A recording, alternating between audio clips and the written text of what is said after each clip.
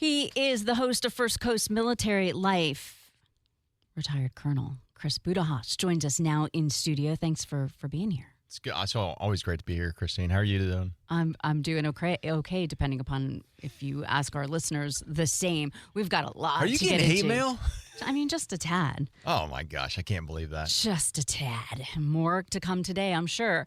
So are you ready to get into it? Yeah, let's get into it. What are you going to talk about? So much to get into. So first of all, U.S. and Iran both expressing support for an agreement that would end fighting in the Middle East, though many key details remain unresolved. We bring you this report from Peter Ducey, who is at the G7 summit in France. President Trump is going to have a chance to make his case to the American people why he thinks this is a good deal and why they are doing it now. He was talking about how if they didn't make a deal right now, there would be a global depression, which speaks to the economic pressure President Trump and his team have been feeling back home, especially with high gas prices. We know why the Iranians made this deal.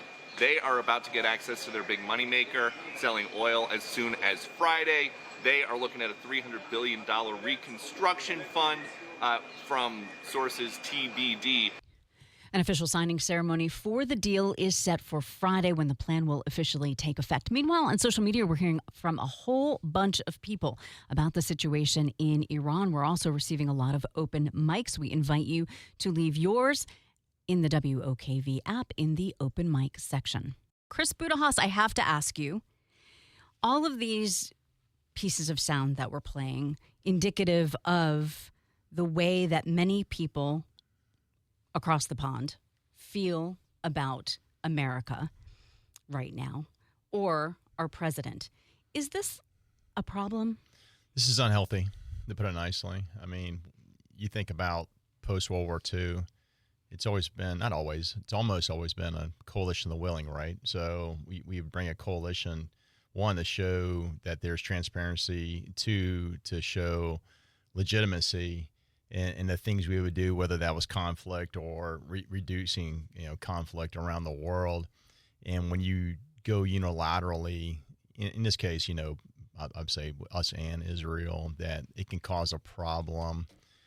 I mean, there's been conversations obviously are occurring now, but again, part of this memorandum of understanding is it discusses, though I haven't seen it, some of the literature and people are talking about it that have seen it, are talking about, the region weighing in on what the future will be in a permanent ceasefire.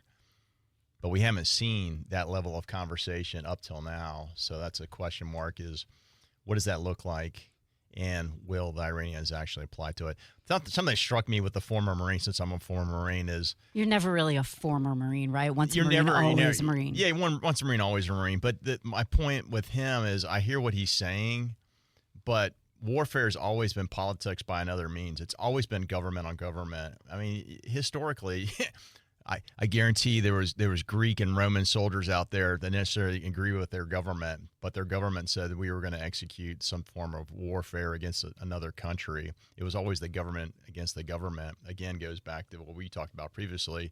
You got to elect the right people that you want to represent you and your values and put them in the seat of government, whether that's in the U.S. or anywhere around the world.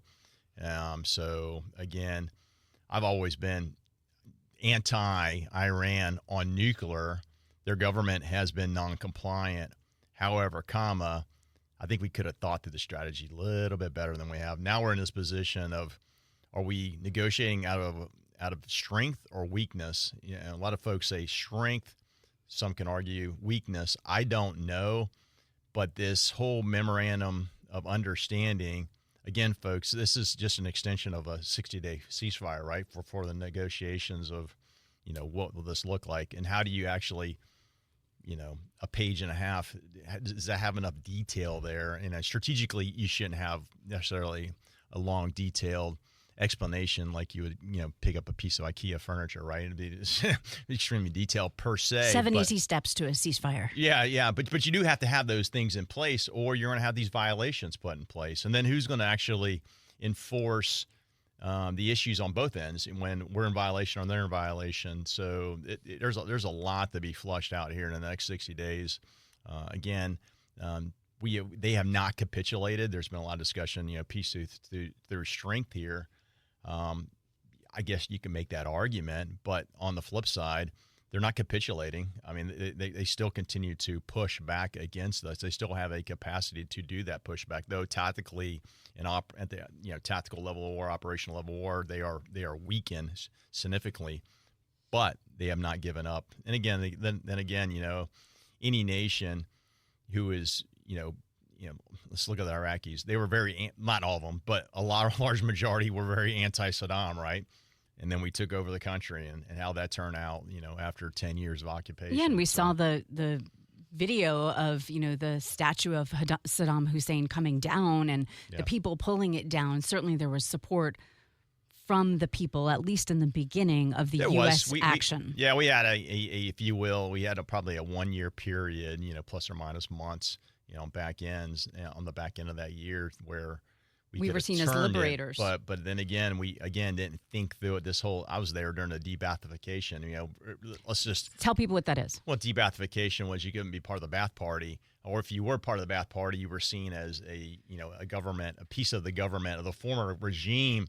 So it reeks of denazification, where we post World War II occupation of Germany. If you were in the Nazi Party, but as we realized, even through my time there in Iraq with de-Baathification, if you weren't, you had to be part of the party. Doesn't mean that you actually supported the party. If you wanted to be a teacher, you had to be part of the party. If you wanted to be in the military, absolutely. So it was, again, a unintended consequences. We thought it was the right thing to do, and here we had that period of time where we could have turn things, and I won't say we overstayed our welcome, but things kind of turned against us for a variety of reasons because we misread what the situation was on the ground.